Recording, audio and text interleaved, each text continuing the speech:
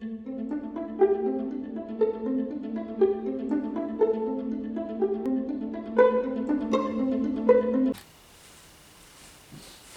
everybody, I'm so glad you're able to join me today.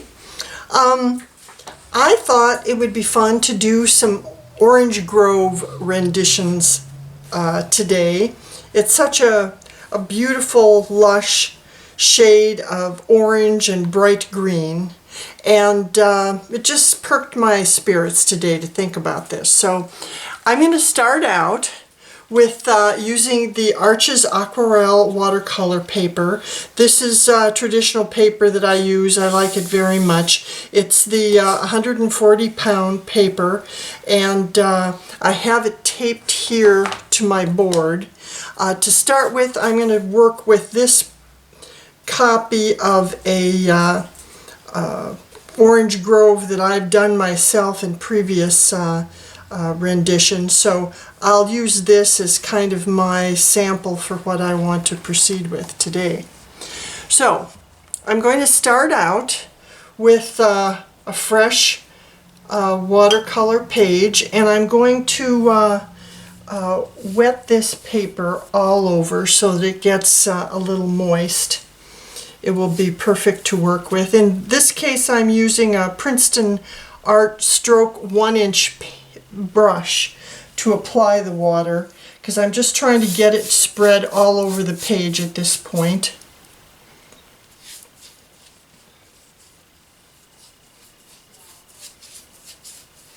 We'll let it soak in a little bit, not get it too wet, but at the same time make it receptive to doing a wet on wet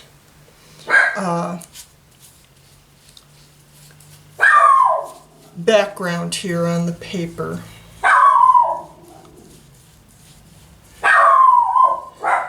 You can see or hear that the schnauzer wants to be heard in this painting process as well. So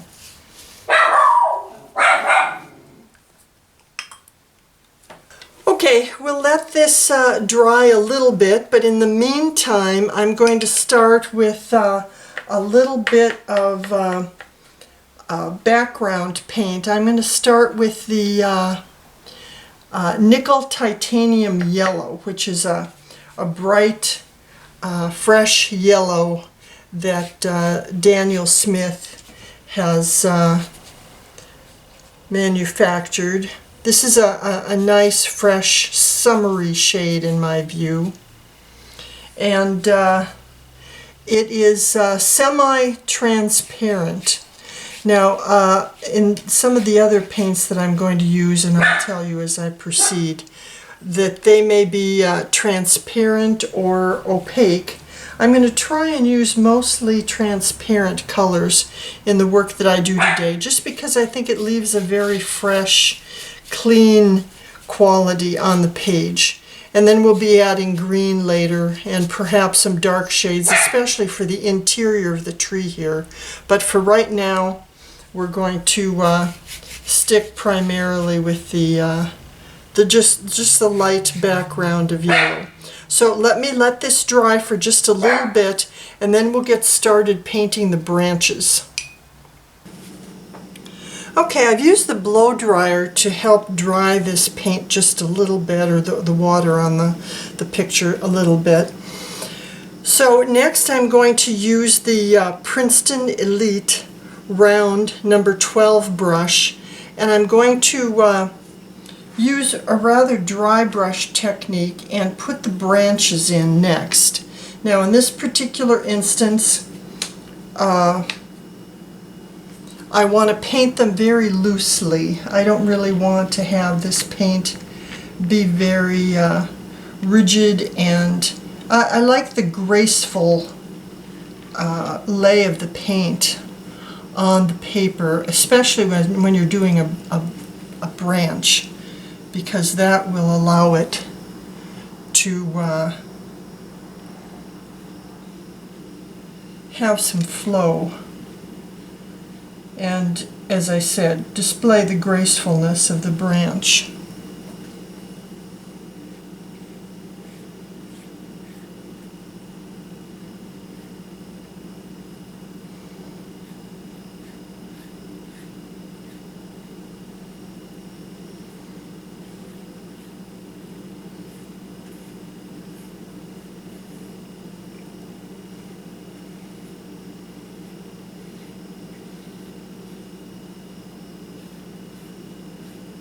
This Sepia is also a semi-transparent paint from Daniel Smith, so it's not an opaque paint, and it will let some of the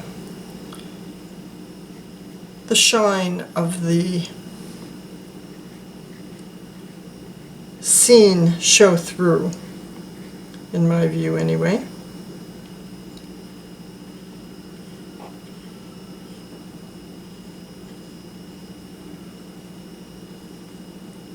So you can see I'm not painting these with much precision. I really want them to look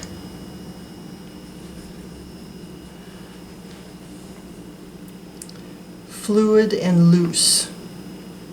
That's a style that I prefer to maintain in my painting.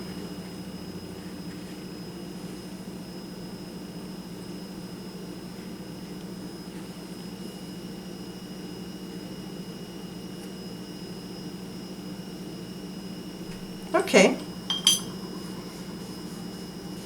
let's see how we go from here. I think we're ready to start with the orange of the oranges now. I'm going to start using the Permanent Orange by Daniel Smith. This Permanent Orange is a transparent shade, so it will again reveal some of the light from the paper beneath it.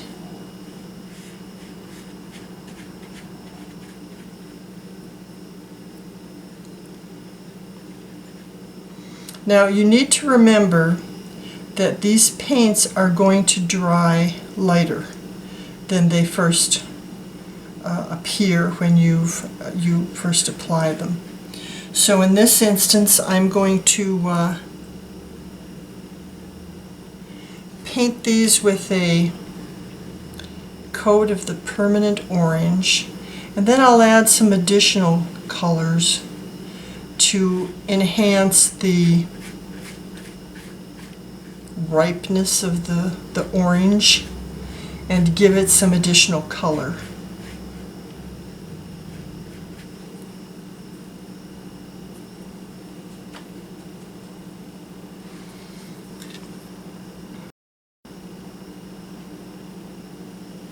And then of course we'll do some shading on them as well, but for right now I'm just going to get the basic color on the orange.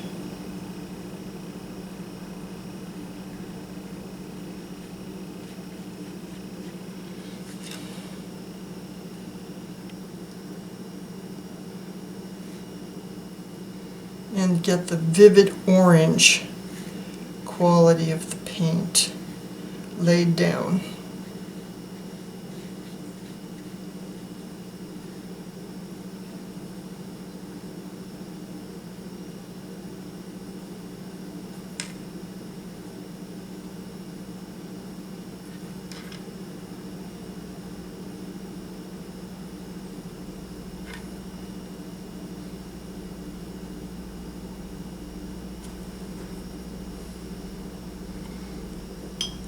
So let me try adding a little bit of the Aussie red gold here in the bottom of the paint, in the orange. That will add some richness and vibrancy to the ripeness of the fruit, which is of course what we want, because that's all going to add to the beauty of the colors.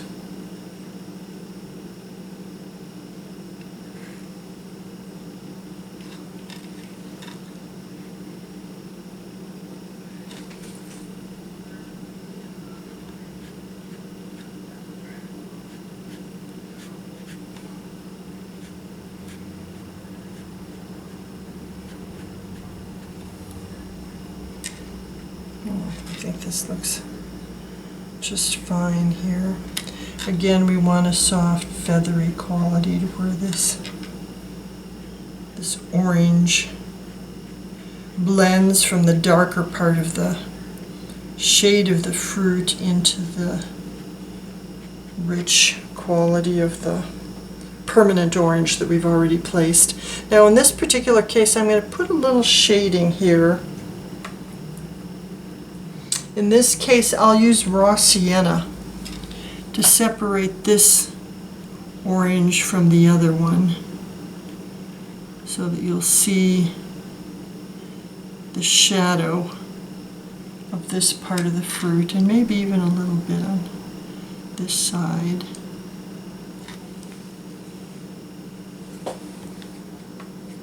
We want to keep it delicate here because this is not a part of the fruit that's in deep shade, but just a little shadow.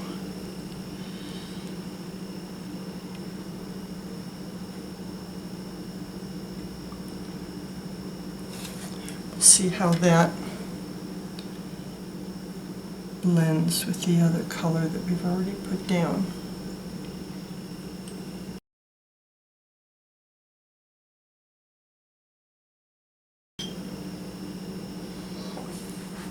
So I'm going back to the Aussie red gold now, which is, if I didn't mention it, also a transparent shade of red gold.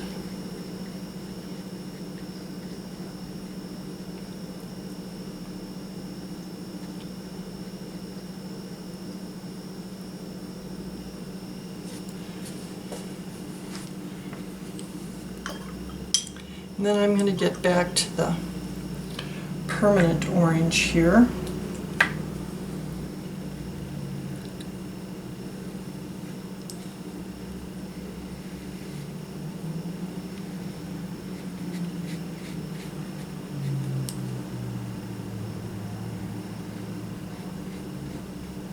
Leaving just a little hint of white at the top where the sun is mostly reflecting on that fruit.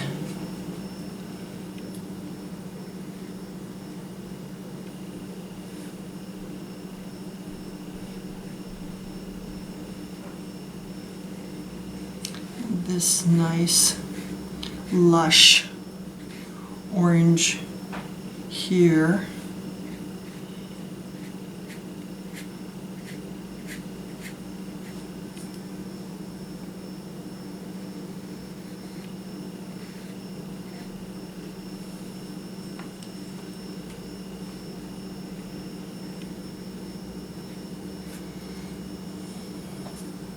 Adding again a little of the Aussie red gold to hint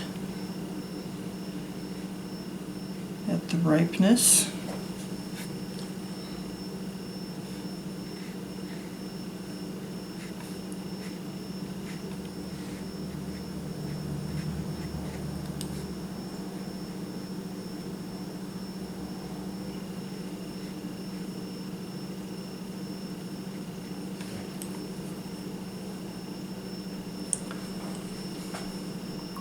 And then these two oranges that are set somewhat in the deep body of the tree, I'm going to make those a little reddish or yellowish green, because they are not going to be getting the full sunlight, so they're probably a little bit less ripe.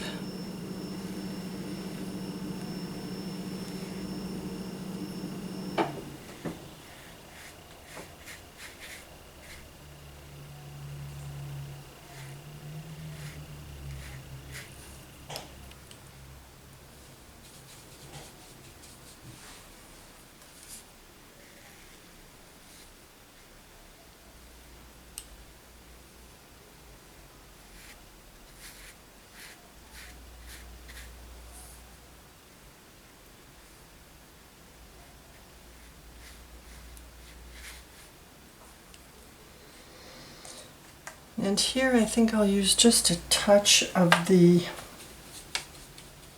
green gold. This is also a transparent shade of green to indicate the fact that these are on the interior of the tree and less ready to ripen here.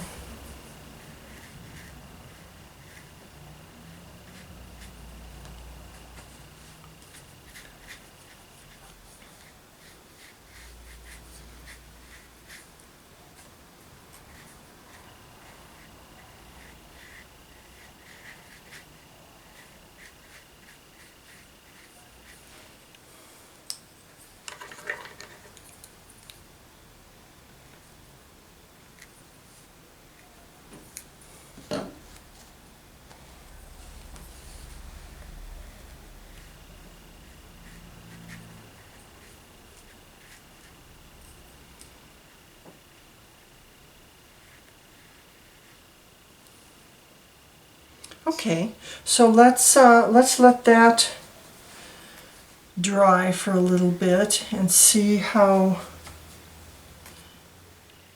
those shadows and shading develop as they dry. I've purposefully left this top part of the fruit quite unpainted, because that's where the sunshine is shining from. And as a result, it's going to look very bright there.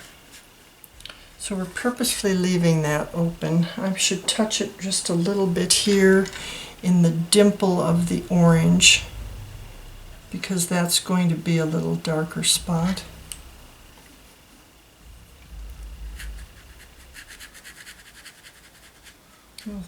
We'll soften this edge a little bit.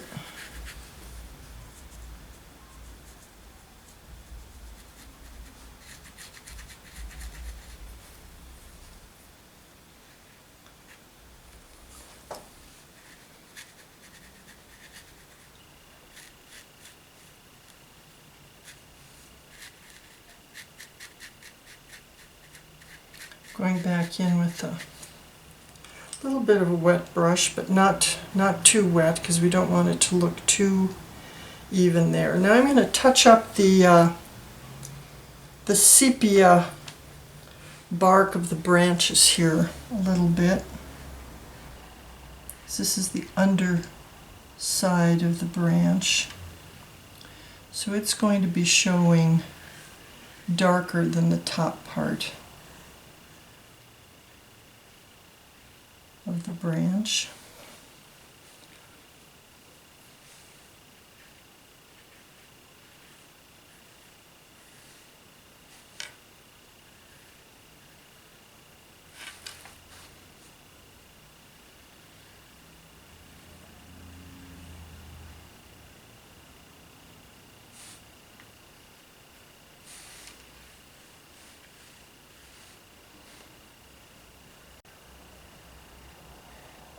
So wherever the shade would fall on these branches, we want to darken it a little bit, but not too much.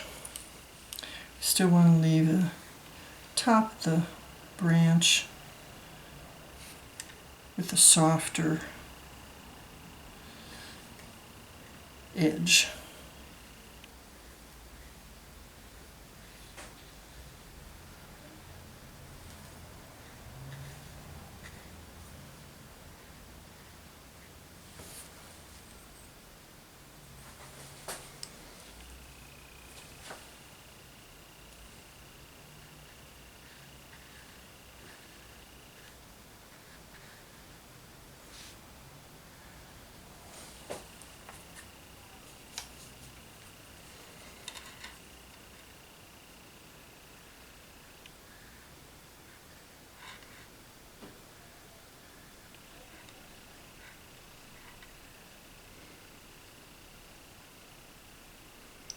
Show where these branches connect to the fruit here.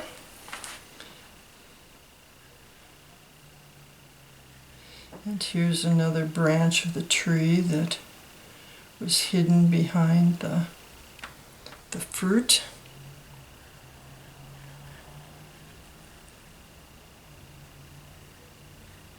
You can see how this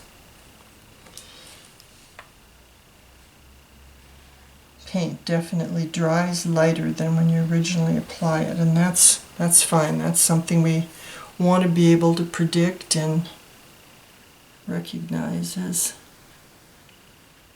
we're painting. Now this is where we've got some shadow in this orange, so I want to make this a little bit more saturated here.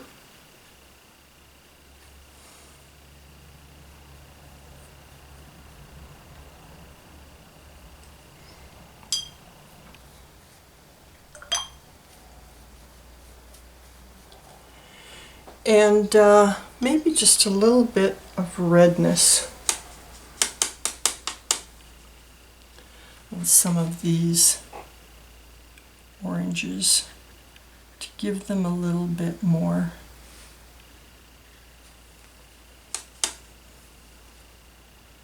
vividness.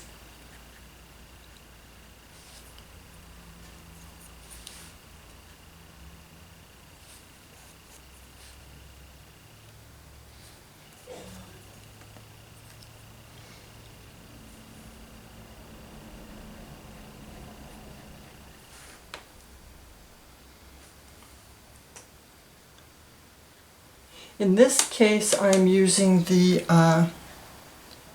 Opera Pink,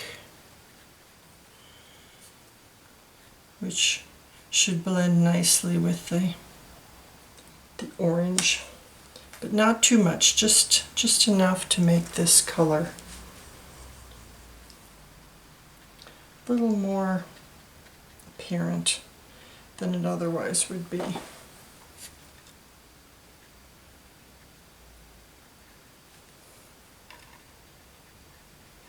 Okay, let's let that dry again for a few minutes. Meanwhile, I think I'm going to add a little bit more orange to these two oranges. Even though they are in the shade, we don't want them to look like limes.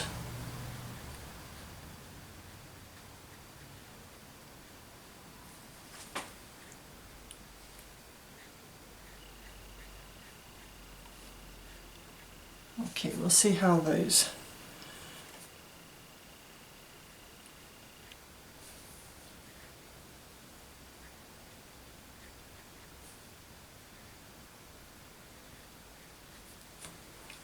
turn out.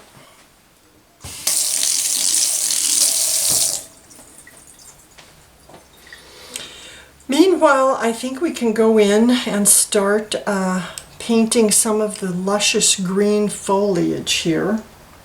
I'm going to start out with this green gold, which is also a transparent shade of green.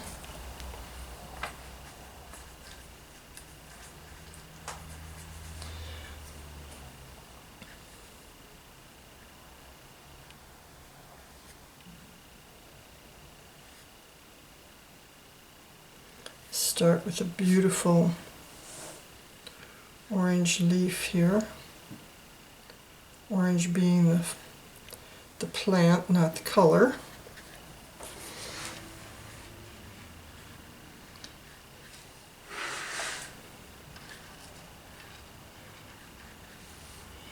And I'm not going to highlight with any detail much of the rest of the plant. I'm just going to fill it in here with the luscious foliage that we know orange trees have.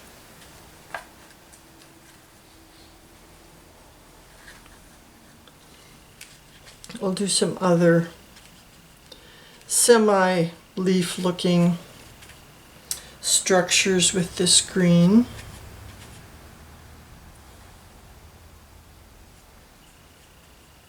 Again, trying to keep it very loose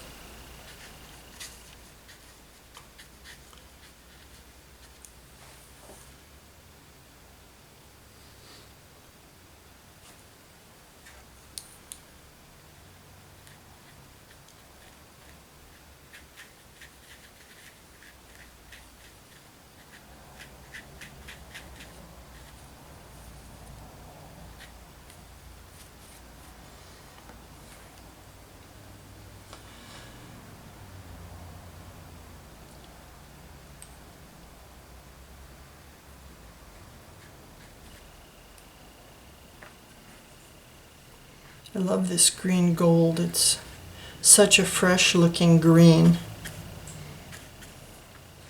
But then I'm also going to use some of this Cascade green. Now Cascade green is only semi-transparent, so it's going to be more intense. This would be for darker parts of the tree and leaves that we want to have come across as perhaps being the more mature part of the tree. Oh, drat. I didn't mean to touch that. I think we can fix that later, but I'm going to keep it from getting any worse right now.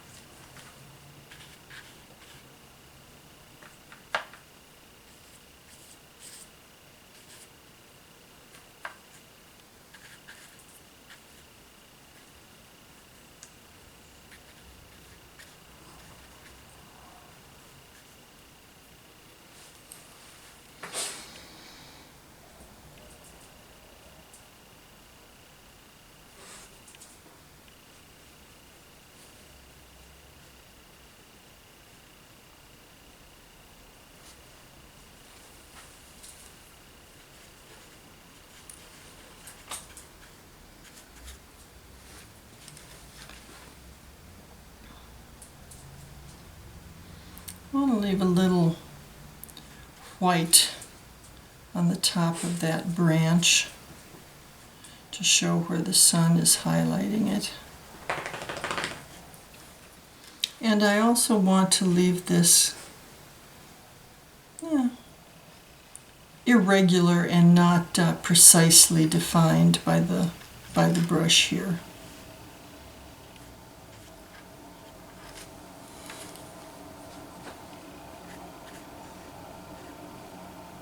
After all, we want to let a little bit of the sunlight from the background also be apparent.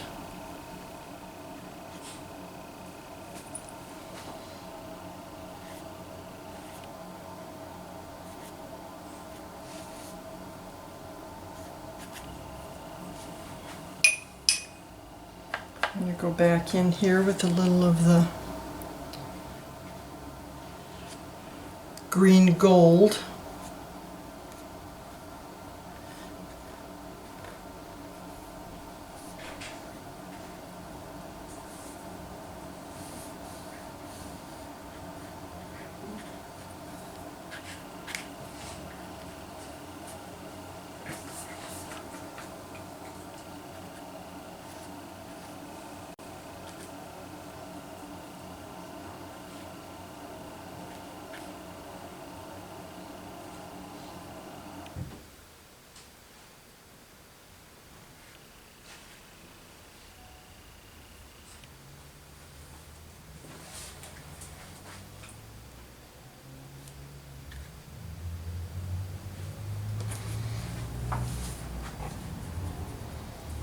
And maybe even a touch of this deep sea green where we have this special shading in this part of the plant. This deep sea green is also a transparent shade, so in case you want to verify what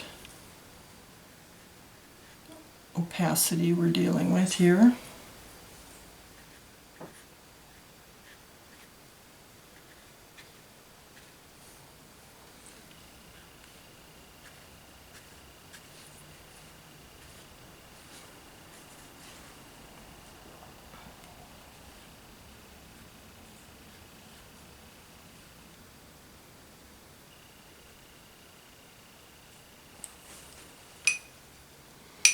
think I'm also going to put in a few touches of additional branches.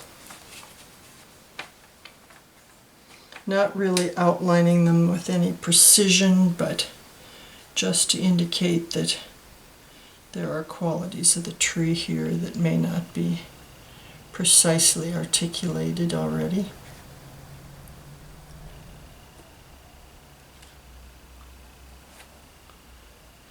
Not a lot, but just a little bit.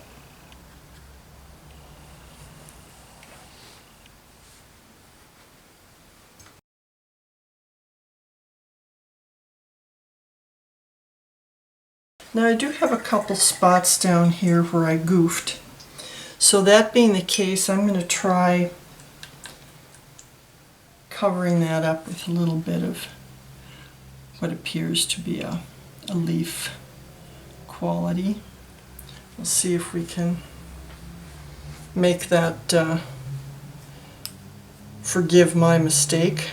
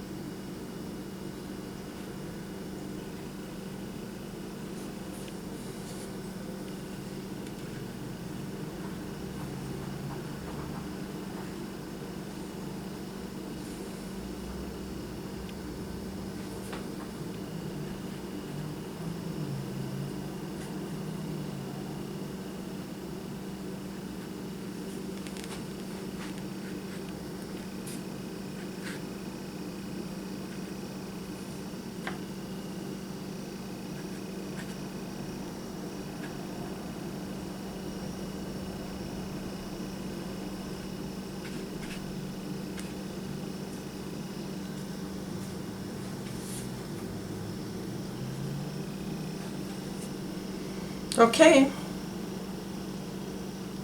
I don't want to overdo it, so let's leave this as it is and see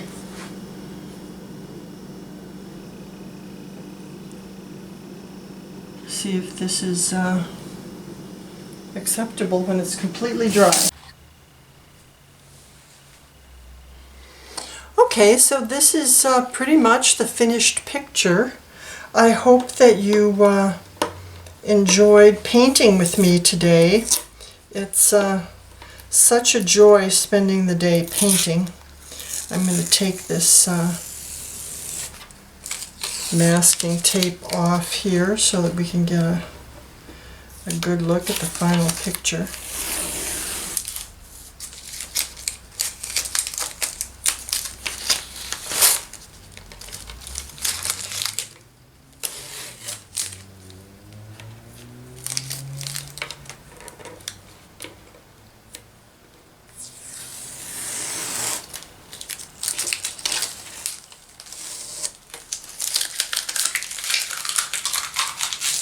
So there we are. I always make it a point of signing my work. I have recently picked up these Winsor Newton Fineliners, and this 0.5 is perfect for signing your work.